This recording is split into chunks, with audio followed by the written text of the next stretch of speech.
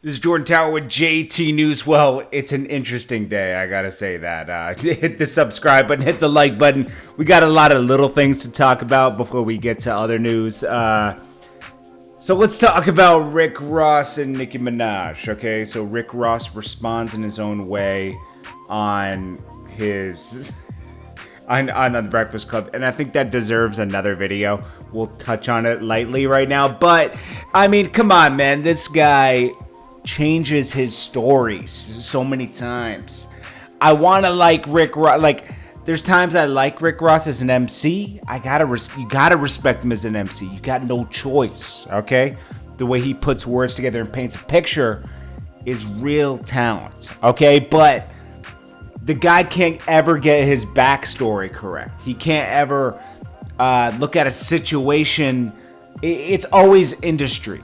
It's always industry. I mean, the guy paints a picture of somebody else's life. Point blank, period. Freeway Ricky Ross, okay? Do your research. Go watch the Netflix documentary, you know? That's who he's portraying. That's who he's acting as, okay? And that's fine, okay? But it's never acknowledged, you know? There's no homage ever paid. You know, Rick Ross knows one thing. He knows how to finagle his way into a bag, okay? Now, he spoke about the Nicki situation on Apple My, and that was just out of, if this is who he is, a street dude of morals and principles, that's definitely something he wouldn't talk about, okay? I'm telling you, you know? But he did, okay? Plus, he said, yo, when she went to the Obama thing, that and mentioned Meek, that was real, like she was a keeper. But then after that, she wasn't such a keeper because I feel like she had something to do with that, Drake and Meek thing. I'm pretty sure that Obama meeting happened right around that time, that same year, okay? And regardless of the fact, right? Who cares, bro? Yo, she held him down, okay? She didn't have anything to do with the Nicki and Drake thing. I mean, I'm sorry, the Meek Mill and Drake thing. Because that was... We all know what that was. Drake was jealous that Meek Mill was with Nicki Minaj. He was a little salty about it. Wasn't acting the same way around Meek. Meek sensed that and took offense to it, okay? Sensitive. Most of these celebrities are very sensitive. Let's not get that wrong, okay? Now, 50 Cent reacted to Nicki initially, clowning Rick Ross. What did he say right here? I'm going to read it verbatim. He said, Nicki be blacking out on these dudes. And she have Max on his head. Okay. Oh, she have the Max on the head. Okay. Well, he likes that she called out, Rick Ross. I mean, and she also defended 50 Cent in that, like, oh, you trying to bring this and that up to sell your album. That's what Rick Ross is doing. I think he has a book out now, too.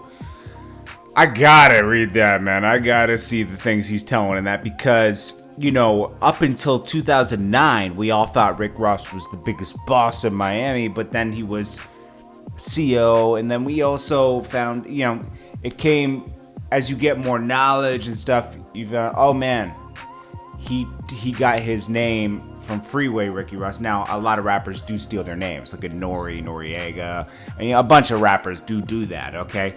But he was like taking his whole life, like it's kind of like, geez, I don't like the way he responded to the whole thing. It's like, you just stay out of that. That's people don't get in his situations where his girls leave him and go have babies with their friends, like people don't get in those situations, But I don't know. It's just weird, It's like I'm just sick of all the lies in the music industry. I'm gonna be honest with you. I get tired of the lies. It's just.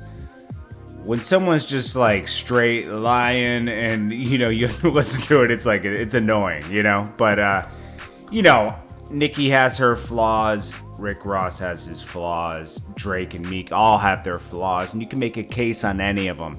I'm just talking about this one particular situation. I knew Rick Ross was gonna capitalize off this, get on the Breakfast Club or something. You know, just like he did with, you know, I think he was on something with, he was doing some interview recently and talking about Kanye West and how he's so disappointed and kind of tearing him down a little bit. It's like anything to make headlines and sell the album. He's playing the industry game that most people play, but then he also projects a person of morals and principles from the street. You can't do both, you know? That's all I'm saying. Jay-Z, a lot of people, we'll get to that story on another one because a lot of people are in between. Even Charlemagne said something about Jay-Z in the NFL today and Colin Kaepernick. A lot of people feel slighted about this because Jay-Z had been in it's coming out that Jay-Z had been in talks with them since last January, when most of this stuff was going down, you know, so, you know, people feel a little weird about the situation and hoping he does the right thing. And then also Jay-Z saying we can stop kneeling now. It's almost like he's the poster boy to stop kneeling. That's what people are taking it as. We don't know what Jay-Z's going to do in that position. I mean, sometimes you have to be in the building to change, right? So I guess we give him the benefit of the doubt on this and see what happens.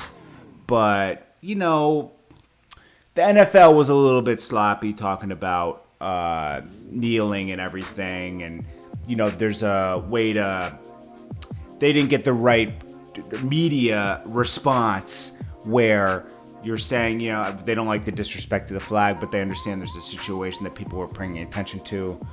I don't know. You know, we'll tackle that in the next video. Taxstone released I didn't know you could do podcasts from jail, but I guess you can. Hey, you know, salute to the hustle, I guess. He brings up his past issues with Ebro, brings up his past. You know what's crazy, man? That whole situation at the plaza just really, it's over for Troy Ave's career. I mean, that was pretty much it. You know, there was a little buzz for about a year. That really put ice on his career. I wonder why. Like, is it because he's going to court, has court fees, can't afford to do everything? It's just very, you know, just stopped. He also disclosed that Charlemagne, you know, did change his life and he didn't have to do that, but also he didn't pay his lawyer fees. So that's false. What else did he expose in that interview? I mean, you know, he was just talking, he was talking to Star Brim, who's like a good friend of, like Cardi B's best friend. He also talked about Funkmaster Flex going at him and how he didn't understand that. Maybe he was just being a poster boy for Ebro. I mean, yeah, it was interesting. I mean, he dropped it on his birthday. I don't know how many years he's done. I think he's doing a lot of years. I don't think he's coming home for a long time. So I don't think he cares about the consequences that could happen from doing that from jail, but it doesn't matter. Trina talks about Nicki Minaj.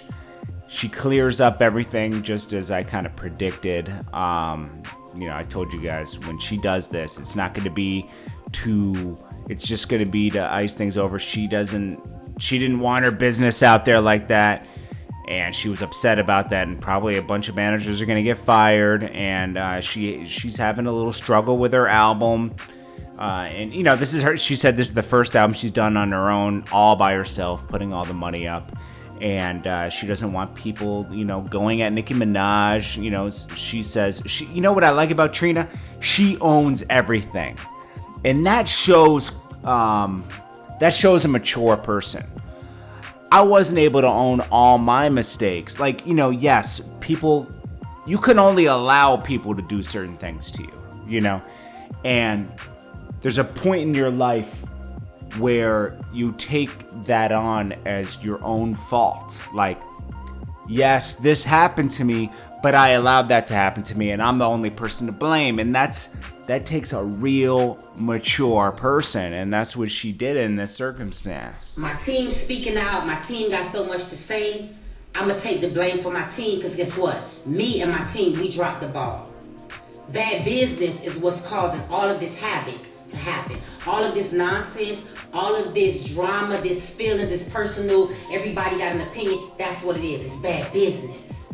That has nothing to do with any artist that's featured on my album. It has something to do with me, trust my teams. And then she goes on. But you're not gonna disrespect nobody. Another female artist, you're not gonna disrespect Nicki Minaj or nobody else that's on my album. Because these people did this off my face and my favor. They did it because my relationship with them. I don't appreciate, I don't condone, I don't give the approval for anybody and no man. Stay out of girl shit.